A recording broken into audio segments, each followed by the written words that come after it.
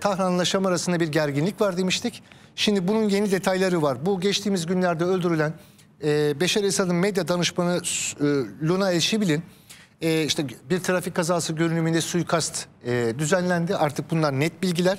Kardeşi de tutuklanmış ve aynı zamanda bir network oluşturarak bu da yeni bir bilgi olarak Orta Doğu uzmanı Ramazan Bursa'nın bugün Şam'dan edindiği bilgi. Fransa lehine İran devrim muhafızlarının koordinatlarının ilk önce Fransa'ya verildiği ve daha sonra da İsrail'le bunun paylaşıldığına dair Şam'dan gelen net bir bilgi var. Daha önceki bilgimiz İsrail istihbaratına sağlandığı yönündeydi. Fakat Fransa lehine bir bilgi aktarımı olmuş ve etrafındaki generallerden de bilgi aktarımı olmuş. Bunu ben de şöyle destekleyebilirim. Bu Esad'ın danışmanı araba kazası görünümü suikastta öldürülmeden önce Rusya'ya gitmek istiyordu. Ve bu güvenlik sebeplerinden dolayı, Esad rejiminin sıkı önlemlerinden dolayı gidememişti. Ve muhtemelen Rusya'ya gitselerdi ilk kaçacakları yerde Fransa olacaktı. Benim anladığım kadarıyla bu. Bu sebepten dolayı da İsrail'e değil Fransa'ya bir casusluk yaptığı konusunda bu anlamda bilgi var. Ve en önemli mesele de bu Ankara'ya sürekli de söylediğim bir mesele. Beşar Esad İran Cumhurbaşkanı reisinin cenazesine katılmadı Dilara Hanım. Katılmamasının sebebi de işte bu İran devrim muhafızlarının Kudüs gücünün bu Beşar Esad'ın danışmanı Luna'nın etrafındaki generalleri tutuklamasıyla alakalıydı. Ve bu da Tahran'dan bir bilgi Ramazan Bursa'nın gene ulaştığı. Ona Yemen eski başkanı Abdülsalih'in bir videosu izletiliyor. Yani katledilme videosu izletiliyor. Ve akıbetinin de aynı bu şekilde İran'ın dediklerini yapmazsa ve İran aleyhinde bir faaliyette bulunursa sonunun da Yemen'deki Husiler tarafından devrilen Cumhurbaşkanı olacağı minvalinde net bir videosu da açılarak gösterilerek Beşar Esad tehdit edilmiş. Beşar Esad bu şartlar altında tabii Ankara'nın Cumhurbaşkanı'nın elini sıkacak mı ya da sıcak mesajlar verecek mi bilmiyoruz ama şu net Beşar Esad Tahran'ın çok ciddi bir tehdidi altında. Genel bir baskı altında aslında. Baskıdan daha fazla tasfiye sürecinde yani Beşar Esad bile çok açık söyleyeyim eğer bu minvalde Ankara ile bir masaya oturma ya da 2. Adana Anlaşması gibi bir anlaşmayı kabul ederse bakın çok açık ve net söyleyeyim burası Orta Doğu. Beşar Esad'ın bir kalp krizi, trafik kazası bunlar artık şu an Şam'da görebileceğimiz tedirgin edici gelişmeler olur bölge Peki için. Şunu soracağım. Danışmanına şimdi bir suikast süsü aslında kaza süsü verilerek aslında bir suikast girişimi var. Bunların devamını görür müyüz? Beşar Esad'ın çevresindeki yakın adamlarının öldürüldüğünü. Var. Yani burada ismini vermek istemiyorum çünkü kendisi de bildiğim bir insan ama Esad rejiminin Anayasa Komitesi heyetinden ona liderlik eden bir kişinin ben sıradaki isim olduğu bilgisini öğrendim. Bu tasfiyeler İran tarafından devam edecek. Bunu sürekli İsrail'in bombardımanlarına koordinat sağlıyor. Mossad'da işbirliği adı altında legalleştirmeye çalışıyor ya da rejim içerisinde bunu legalleştirmeye çalışıyor.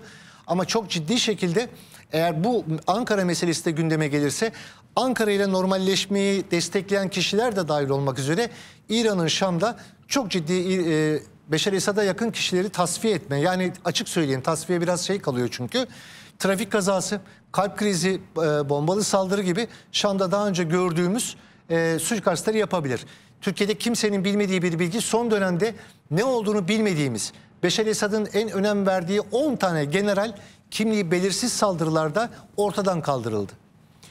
Bu iç hesaplaşma dendi, başka şeyler dendi ama o bölgede olan İran devrim muhafızlarının Kudüs gücünü hafife almamak gerekir. Çünkü bu Luna gibi Seyyide Zeynep Türbesi'nin etrafında Lübnan, Hizbullah ve devrim muhafızlarının karargahları var. Ve kaçırılan generallerin de gene bu bölgelerde tutulduğuna dair bilgiler var. Yani önümüzdeki dönemde sadece Türkiye'nin normalleşmesi değil, İran'ın da Beşar Esad'la bir hesaplaşması var. Yani Beşar Esad Rusya'ya rağmen, başka ülkelere rağmen İran tarafından tasfiye edilebilir ve görevden uzaklaştırılabilir. Durum bu kadar ciddi ve bu bilgilerin hepsi de Şam'dan gelen somut bilgilerdir. Fazla detaylarını televizyonda açıklamayamamız sebebi de Şam'da normal takdir edersiniz ki bu olayların yaşandığı bir bölgeden haber almak zor ve oradaki insanların da Bir şekilde kelimelerime dikkat seçiyorum çünkü oradan da takip ediliyor. Oradaki insanların da can güvenliklerini riske atmak istemiyorum. Üst düzey biz ölümlere şahit olabiliriz. Olacağız. İlerleyen günlerde diyoruz. Yani Ankara ile Şam görüşene kadar mı bu engellemeler çıkacaktır? Bakın İran... Masaya oturduk, bir anlaşma imzaladığımız an nasıl şekil değiştirir bu durum? Önemli olan o. Ama İran bu konuda çok açık söyleyeyim ben. Beşar Esad'la bir normalleşme deniyor ama herhangi bir mutabakata varılması meselesinde Ankara'ya aynı pencereden bakmıyor. İran'ın Suriye'deki planı ve programları başka. Şimdi Türkiye'nin 30 kilometre sınırı dediğimiz, güvenli bölge dediğimiz meselesi İran'ın Şii Hilali dediği Suriye topraklarında Akdeniz'e ulaşma çabalarıyla kesişiyor ve çakışıyor. Bakın Halep, Suriye'deki buradaki mültecilerin %52'si Halep ve Dilara Hanım. Bu insanları geri gönderebilmeniz için herkes Halep'i Beşar Esad kontrolünde sanıyor. Bir kez daha söylüyorum. Halep İran kontrolünde bir şehirdir. Bir iki mahallesinde PKK varlığı vardır. Ve İranlı eğer Suriye'deki mültecileri göndermek isteyen varsa İran'ı Halep'ten çıkartmak zorundadır. Bunlar saha gerçekleri. Bunu da Halep'ten İran'ın kolay kolay çıkmayacağını düşündüğümüz zaman bilemiyorum. Ama bir normalleşme istiyorsanız bunun adımı atıldı. Elbap güneyinde Ebu Zendin bir sınır kapısı açıldı, adlı kapalıydı. Esad rejimiyle muhalifler arasında bir sınır kapısı var. Ben Ankara ile Şam arasındaki normalleşmenin siyasi değil, ekonomik koridorlar ve sınır kapıları üzerinden başlayacağını düşünüyorum. İlk önce sınır kapıları açılacaktır Suriye içerisinde ve kademe kademe Esad rejimiyle Türkiye sınır kapıları açılacaktır. Yani bir anda öyle çıkıp kahve içerken fotoğraf servisi falan kimse beklemesin. Suriye sahası biraz fazla karışık bir yer ve hadi gel barışalım denince de barışılamayacak bir yer. Çünkü burada şunu da özellikle söylemem lazım. Ankara'nın Şam'la normalleşmesi bir başka meseledir. 15 yıldır kendi halkını öldüren ve bunu canlı gözleriyle gören Suriyelilerin Beşar Esad'la normalleşmesi bir başka meseledir. Takdir edersiniz ki Suriyeliler Ankara'nın gözünden ya da penceresinden bakmak zorunda değil. Suriye için Ankara'nın önceliği YPG'dir ama Suriyeliler için, Suriye'de yaşayanlar ya da Türkiye'de yaşayan Suriyeliler için birinci mesele Beşar Esad'ın varlığıdır. Beşar Esad eğer yetkilerini devredip Anayasa Komitesi ile görevlerini devredip kenara çekilirse o zaman bir çözüm için ümitlenebiliriz. Ama Beşar Esad ve Baas Partisi şu an Suriye'deki çözümün en önemli önündeki engellerden bir tanesi.